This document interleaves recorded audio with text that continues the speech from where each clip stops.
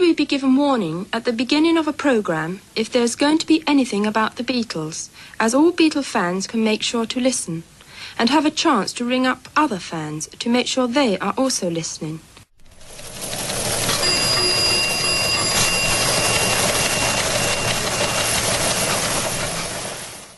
Hi everybody, this is John here. This is Paul, George, and Ringo. And we're very happy to be on your program once again. Hey everyone, this is Steve Marinucci, your Beatles news guy, and this time out on our Beatles News Briefs podcast, I think we have something pretty exciting. A couple of weeks before we started working on this, reports came out that a tape of the Beatles tracks from the Decca auditions had surfaced in Canada. Some of the reports seem to indicate that the tape was actually rare, and that also that the tracks might be different.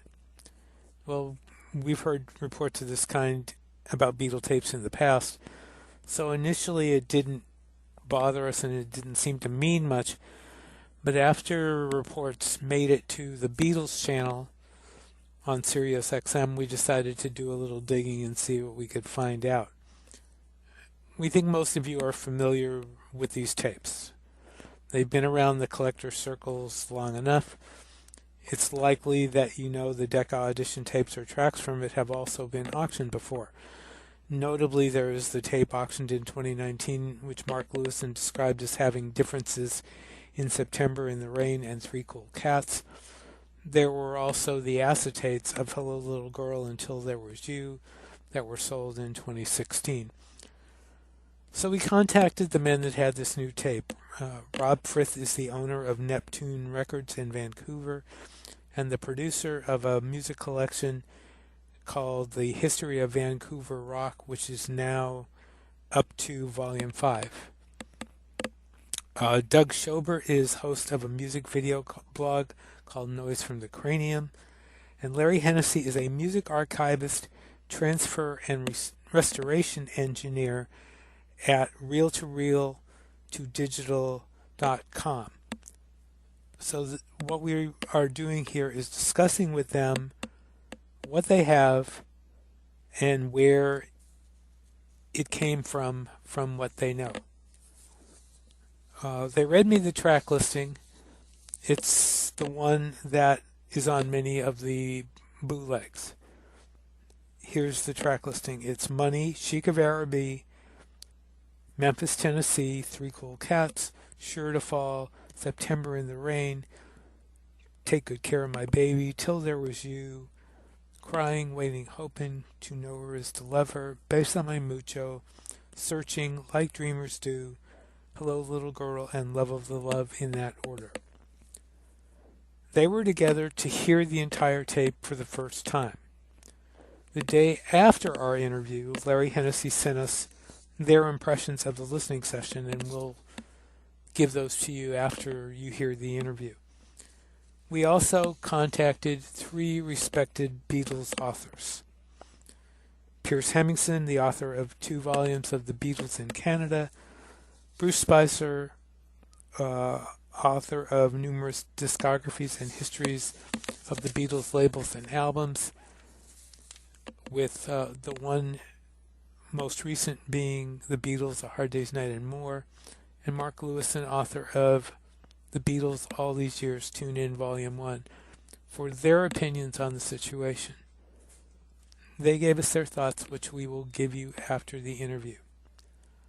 Finally, we heard one of the songs, Money, in its entirety.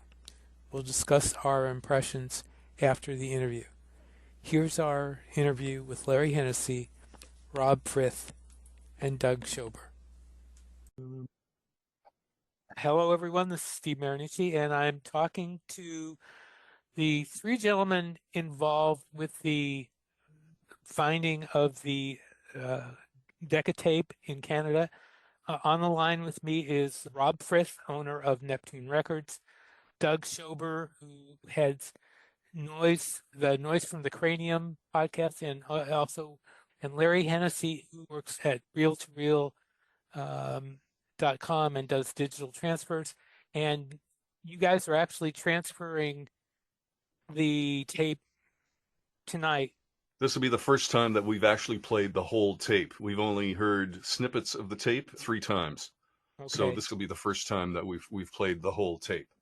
And this is Rob. The first time we were late at night and we were tired and we didn't know what it was. And then all of a sudden, we discovered this thing, and Doug was here with us because we were initially here to transfer other tapes for a project I'm doing on the history of Vancouver rock, 60s bands, and I had some tapes. So that's why we were here. The tape was just something that was hanging around my store for like 10 years or so. Something that I thought was just a reel-to-reel of Beatle bootlegs because there was no reason for that tape to be in Canada or Vancouver. Right. So I just assumed it was just some, bootleg. So just brought that along, and then the three of us got that moment when we put it on and could not believe what we were hearing. We're still in shock. So you guys hadn't heard it before that? No. Okay. Never been played. And we'd been working on, this is Doug, we'd been working on all the other stuff for about 4.5 hours. So it was getting late in the evening. It was 11:30 at night. And Rob kind of said, well, got this one more reel here, this Beatles reel. What do you think? And, I don't even remember really who said yes or no or.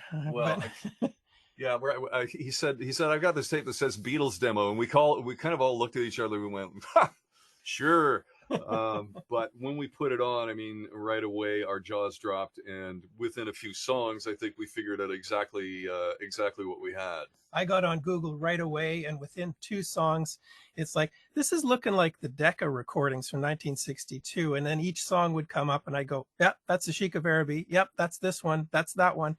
And we were like, and then Larry starts looking at the tape. And you tell them the story of the tape. So as soon as Rob passed me the tape, and I've been working with reel-to-reel tape since I was 8. Right. Not professionally while I was 8. He's 14 now. That's right.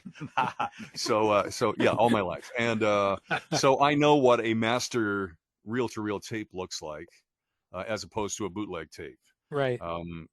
We'll get a little technical by saying that for master or professional prepared tapes, there is leader tape, a spacing silent piece of tape that is put between the tracks. There's leader tape to start, and then after each track, there's leader tape in the silent space, which can also decide the duration of the pause in between. So it's and when you look at a reel that's been prepared that way, you can see the white bands of leader. And so when I saw that, that's the first thing I noticed. The second thing I noticed was this is a 1960s metal reel, because the design of them and the manufacture of them changed over the years. And so with those two indications, I kind of felt, hold on, this is not just a bootleg, because if it was a bootleg, it would just be somebody would have played the tape quickly onto another tape, and got the heck out of there. There'd be no reason for them to put the leader. There would no reason to put leader in there. So, so when we started to play it, we realized that the quality of the recording, and we've just to set up the transfer that we're going to do later this evening, we just played a few snippets, through the studio speakers, and the fidelity is absolutely astounding. You guys have probably heard some of the bootleg versions. Yes, we have. And and you're saying the quality on this is better than those? Oh, like a whole, it's like no comparison. Really? Yeah, and also the word is, there are so many Beatles experts, and I'm sure, listening to this, to this podcast alone, there are so many people that are such experts in Beatles lore and production and et cetera. And that's fantastic. It's great to have everybody chiming in. So somebody said that, you've got to check the tape, because if money doesn't start properly, then because most bootlegs apparently have the beginning of money clipped. Well, this one has money starting perfectly. So also the original session was recorded to stereo, 2-track stereo. So we have just checked this evening for the first time to see if it is stereo. It isn't. It's full track mono. So on the whole tape is just a mono thing. So this would be, in my estimation, my humble estimation, is it is a copy of the original mixed down master tape, the mono master tape. I think it is a copy directly one-on-one from that, and we have kind of history that says that yes, it is. Okay, because in researching and doing the research, there was a version. There have been versions auctioned before, but there Yes. was a version auctioned in 2019 that Mark Lewison said that on that tape, which they apparently believe was the original. He said the ending of Three Cool Cats had a bass note longer than any other version, and he Okay, also we'll have to check that one. and he also said that September in the Rain was 4 seconds longer on this particular tape because it included vocal not included in other versions. Hold on, let me make a note of that so that we can double check later. What's the song order? Let's see, where are we? It starts with The Money, Okay. then Chic of Araby, then Memphis, Three Cool Cats, Sure to Fall in Love with You, September in the Rain, Take Good Care of My Baby, Till There Was You, Crying, Waiting, Hoping, To Know Her Is to Love Her, Besame Mucho, Searchin', Like Dreamers Do, Hello Little Girl, and Love of the Loved.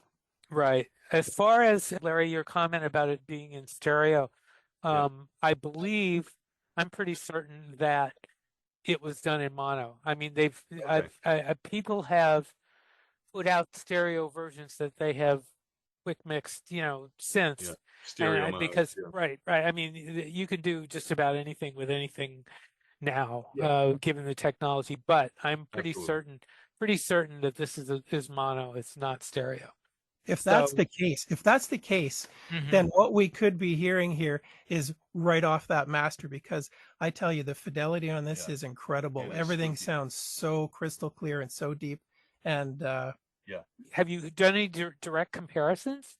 Have you done side by side? You know what? It has been, so this happened literally not this Tuesday gone by, but the Tuesday before. And the very next day, when Rob posted a little snippet of the transfer, I mean, we were just stunned, and it was late at night, and we've been working all day, and then came here and worked all evening. And so the next day, Rob put a little snippet on a social media, and it exploded. And so when I saw that Rob had put a little snippet on, I went, well, I'll put a little snippet on, and it exploded as well. And so since then, it has been basically nonstop dealing with media interviews, friends and family who are all like, oh my God, I recorded a different song, so I'll put mine out there too. Yeah. So where did you put the social media clips so that people can look for them? Well, they're just on our our personal Facebook thing, but eventually we are actually shooting a number of stories this evening about the duplication, etc. And so we can send you the links when they're produced in the next while, and you can share it with your listeners. But the original clip is on my Instagram and my Facebook. My Instagram is under Frith Rob, and it's that's the one that sort of really blew up. And then how many views do you have now? It's like 33,000 views or something like that. And no wonder. It's a pretty special thing. And here's the other thing is I'm not trying to sell this tape. I'm not doing this for money. I'm not like I've said in the media that if Paul McCartney wants this tape, I will give it to him for free. So like as long as you put it in his hands, and as long as he takes me for dinner, but that's and he has to pay, and I'll drive you guys over. But seriously, I'm not someone that's trying to make a bunch of money from this. So I have nothing to gain by sharing this. I'm a big Beatle fan, as all of us are here, and that we just kind of want it to get out there that people can hear it, and if Paul can get it, that would, is one of the guys that played in the band in 1962. I think they deserve to have it. Yeah, he should have it. Well, I should tell you that in the course of researching, I did contact, and I think I told Rob this already. I did contact two noted Beatle researchers, and both of them were very skeptical. We have a little bit of a story with a gentleman that actually got the tape and brought it to Vancouver. Right, and actually, I tried to contact him and did not get a response. I didn't contact him till this afternoon, Right. so there wasn't really enough time. But he said he got it from an engineer in England, but he hasn't identified the person that gave him the tape. I think he's That's probably right. protecting that person. What I think it is, Mhm. is that according to the fellow that wrote the newspaper article in the Vancouver Sun, Mhm. John Mackey, his name is, he understands from the conversation that it's probably someone like Jack Hirschhorn, uh, lived in L.A. and came to Vancouver. I should say that he's the guy we're talking about here. Yes, Yeah, that's right. Sean. yeah, Jack Okay. Hirschhorn. So he, during the Vietnam War, a lot of Americans came to Vancouver Mhm. to get out of the draft. Right. He was one of them, and he was already involved in music in L.A. I think he got the band the Motleys signed to Valiant Records. Okay. Pretty sure that's the band, and so he already had he knew people. The thoughts that John Mackey had, and when we talked about it, was that in LA, when he went to England to try to promote some of the acts on his record label, Right. which was New Syndrome Records, and I think to promote Tom Northcott's songwriting there, that they went to Decca, and I'm thinking that he possibly knew the guy as a producer from California who was there. I think it was a producer that he knew there, and we're thinking that he got the tape from him. He Now, wasn't from the guy the guy's still alive. The guy wasn't from England? Apparently not. Because the way I read the stories, the quotes that he said that the way I read it was the guy was from England, but you're saying Yeah, that's not the the guy case. lived in England, Oh, but I think okay. he was from the United States. Yeah, Okay. he wasn't just there then. He was Okay. there working as I think as a producer, and it produced Okay. like big name acts. But I think he didn't want to out him because he's still alive and didn't want him to Right. get in trouble. And That's so, what I think. And so Jack says that just this gentleman, whoever he was at Decca, gave him this transfer Mhm. with the intention of producing bootlegs. And Jack took the tape, and this is we've heard Jack in interviews, 4 times saying this, that he took the tapes to Vancouver to his Canbase studio, which became Mushroom Studios, and Mhm. they were in the tape vault. And his conscience told him that he should not release these bootlegs because he had no right to them. It was the Beatles' music. It was owned by Decca. He should not do it, and that's why the tape went into his tape vault since that time. So what do you know? There's a conscientious guy in the record industry. Right. Thank you for bringing all that up because that's kind of the backstory on this whole thing of where it came from initially. Yeah. So this is a incredibly high fidelity one-to-one transfer. The masters, quote unquote, that were bought at auction are all on Ampex tape. This is not. This is on 1960s. I can't give the tape brand, and also the box that is in has nothing to do with the tape. It's just in that box. Mhm. But the tape, because I've transferred so many tapes from the many decades, this is definitely 1960s tape, and the reel itself that it's on is definitely early 1960s. Hmm. And I also I should say to everyone listening, unfortunately, we can't play any of it. I wish I could ask you to play a snippet. We can't because I could go in the next room and kind of put it on. no, because if it sneaks out on YouTube. Oh, absolutely. And you know what? YouTube. We're incredibly protective of it. We realize that the rights issues and et cetera, et cetera. Although we do have an idea for those people in Vancouver. Yes, What's the idea? we're thinking of having a listening party, Hmm. with a charge, but all the money will be donated to a charity. Ah, And okay. so we will actually set up, a high quality Studer tape machine. We'll have the original tape, and we'll let people hear it, and we'll all enjoy it together. So that is one way that we can actually let people hear it. Okay. That's our thought, anyways, until legal moves in once they hear this podcast. Well, the thing is too with us, like whether people believe it's original or not, we know it is, Uh-huh. and that's all we care about. So if no one else wants to believe it, that's up to them. And I mean, at the time, we thought it was too good to be true as well. We were looking at each other and we're going, how is this happening? How did this get here? And it was a mystery that night, and it only became over the next few days on social media, on Larry's post, where a fellow gave us a hint, and that was Tom Lavin from the Powder Blues Band, a Vancouver blues band from the 70s and 80s, and he gave us the link back to Can Base Studios, which the tape box is from Can Base Studios. And I duplicated a lot of tapes from Can West, so it's their typical box. Because label. when he remembered working in the early 70s in Can Base, and he said, "Oh yeah, I found the tape on the shelves. I played it for my friends. We listened to it, so I know it was there. I know it was at Can Base." So that was interesting, because that legitimizes, because that's where Rob thinks he got it from, and it legitimizes it back to there, which takes it back to Jack Hirshhorn and so on. Takes it back to Decca. Right. Just to ask again, the tape that you have is much better than any of the bootlegs that you've heard. Is that when I get some time, if that happens, I will, I'll bring up some demos, and we'll have a listen.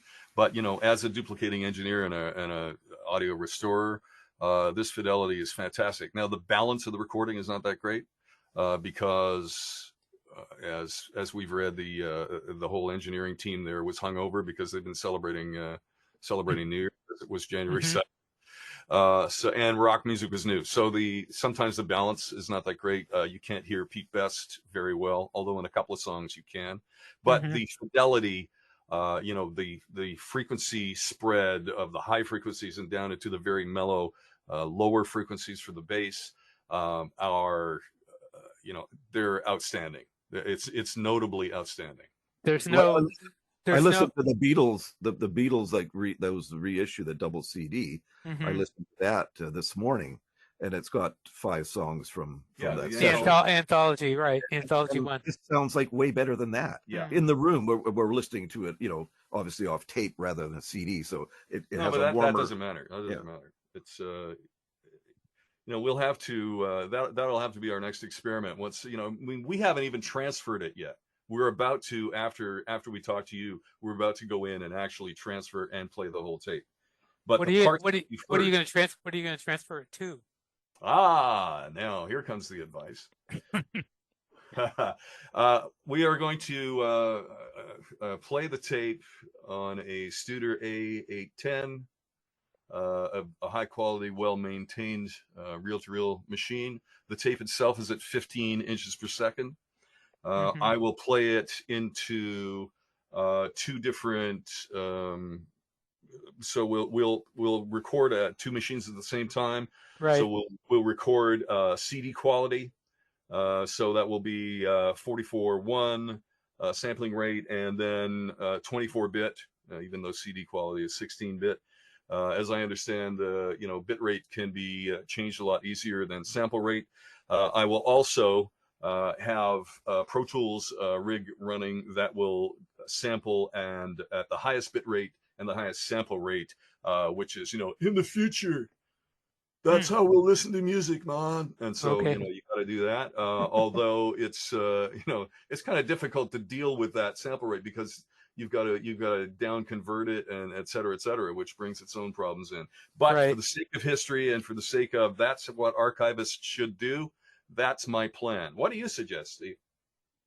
What do I suggest? I don't confess to be a recording engineer. I attended the listening party for the White Album box set at Capitol Records, and I was floored by the quality of what they had going through their speakers there. I mean, that was just that was a mind blower. And I mean, I don't know what you have, but I can imagine the clarity of, you know, what you're going to hear, because you're going to be doing it on, you know, on professional equipment, whereas instead of listening to it on a, you know, cheap headphones or something, you know, it's Yeah, gonna. exactly.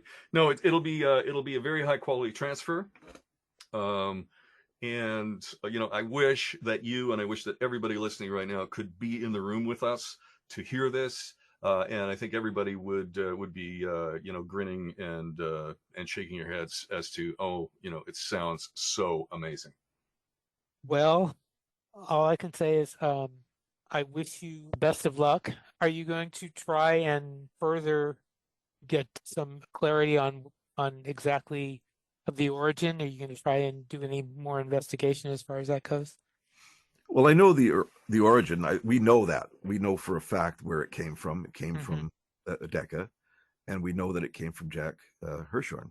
Mm-hmm. So, And he's still alive and he's still talking about it. So yeah. you know, and none of us, including Jack, I mean, he's as amused at this of anybody. Like we're not looking to. It isn't something that we're, you know, we didn't contact you to get interviewed. We've No, contacted nobody. no, This is it's all just a huge wave that we're just up on a. You know, we're up on a surfboard, just surfing along it. We're not looking to profit from it. Well, gentlemen, thank you for taking the time. This was kind of set up on short notice, and I appreciate, you know, you're doing this and all the fun we had getting this thing started tonight. Thanks to Zoom, but we did it, and this has been very interesting. And I, you know, I wish you the best of luck with that tape, and hopefully we'll all get to hear it somehow. Indeed, come on up, come on up. Get yourself a flight up here. I wish I could. Larry, Rob, and Doug, again, thank you for Thanks, Steve. taking the Thank you, time, Steve. You're fantastic. and I wish you the best of luck with this. Thanks so And much. you too. Cheers. Okay, let me ding ding ding. Where's the button to stop this? Let me entertain you. Yeah, I know. Oh, here we go. Here's what Larry Hennessy sent us the day after we did this interview. He said, quote, "Last night after we spoke, we played and transferred the tape in its entirety for the first time. As we discussed, the quality is outstanding. There are two interesting technical things we found while playing the tape in its entirety. There is a longer red leader placed between the standards and covers and the three Beatles originals that are at the end of the tape. Why is a mystery. The rest are separated by typical white leader." This is again Larry Hennessy. "The most interesting find, I think, is the song September in the Rain." He said the end of the song has been edited with about 6 edits. The first 3 not very musical, what I would call bad edits and not in rhythm. And then there are 2 edits to bring the end of the song instrumentally, and the final as the last downbeat of the song with typical Beatles chatter for a few seconds.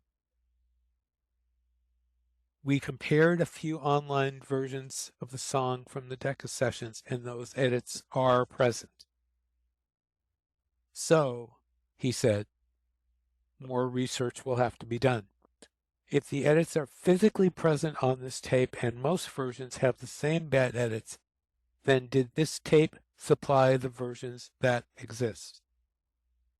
If this tape was a copy, then we would hear the edits, but they would not be physically present on the tape. We can't compare the anthology version with this, as September in the Rain was not included.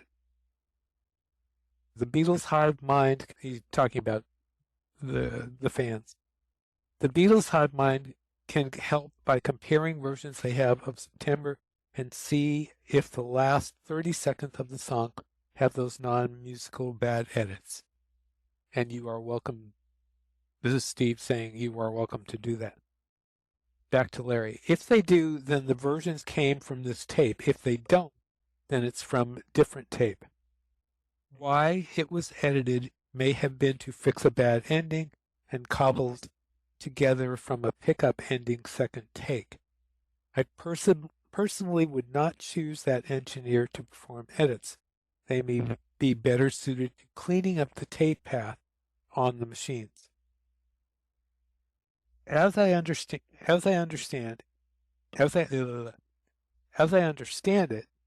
they did not even have splicing blocks back then to help with tape alignment, and did them freestyle with the scissors, so some slack is offered in all seriousness.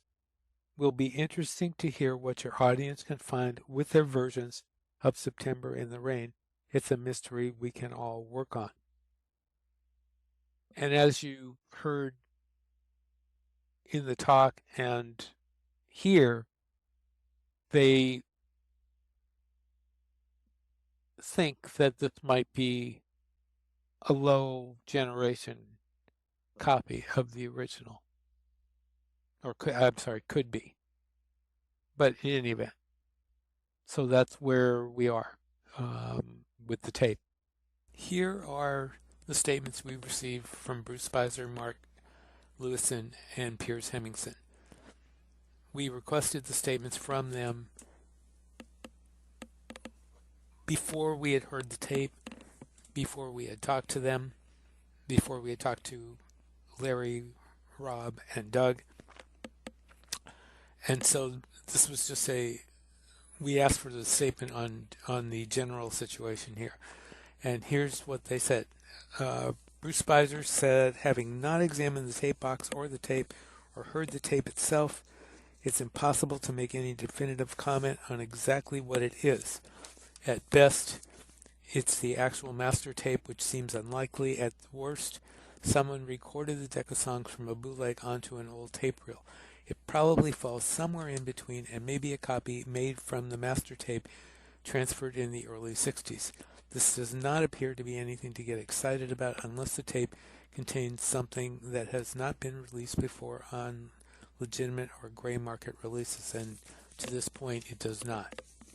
Mark Lewison pretty much concurred with that. He said, I don't see there's any cause to be excited about the tape unless it's proven to be the original spool from 1962, or if it contains sounds not present on the recording that circulated globally for almost 50 years, since circa 1977. Even if it's a hard copy of the original tape, it won't be the only one we've had through the years. And Piers Hemmingson said, Steve, almost certainly it is a copy duplicate of the master tape that was sent to a recording pressing company in Vancouver, British Columbia, and that refers to the previous owner of the tape. So, there we go. As I mentioned earlier, I heard one of the tracks after we had stopped recording because unfortunately I can't put it out over the air, and I heard the song Money. We heard the song over our usual headphones. One thing we noticed was the clarity of John's vocal. Initially, and we mentioned this to Larry, Rob, and Doug at the time, we thought that was a difference. But in listening to the song in other Decca versions, the same clarity seemed to be there too, so there really wasn't a difference. Finally, our conclusion is we're hesitant to say this is anything like a landmark discovery. I think Lewison and Spicer pretty well tagged it as possibly a copy of the original, an early copy of the original tape, though the questions about the leaders and the edits, well, the leaders actually, kind of open a question as to what really is going on here. But really, it really doesn't look like a landmark discovery. I think that's probably the way to put it. And as Lewison and Bruce Spicer said, if this had any differences on it, it would be huge. But from what we can tell so far, it does not. So that's it for this time around. If you aren't subscribed to us, we would really appreciate if you subscribe. And also, if you do subscribe, or if you have listened to this show or some other shows and would like to review us, we would appreciate that too. Google loves reviews, especially good ones. They take very kindly to that stuff. So, in any event, thanks for listening. We enjoyed this a lot. We hope you did too. We have felt it very informative. You can comment on our shows by writing BeatlesNewsBriefs@gmail.com. This is Steve Marinucci saying, Be seeing you.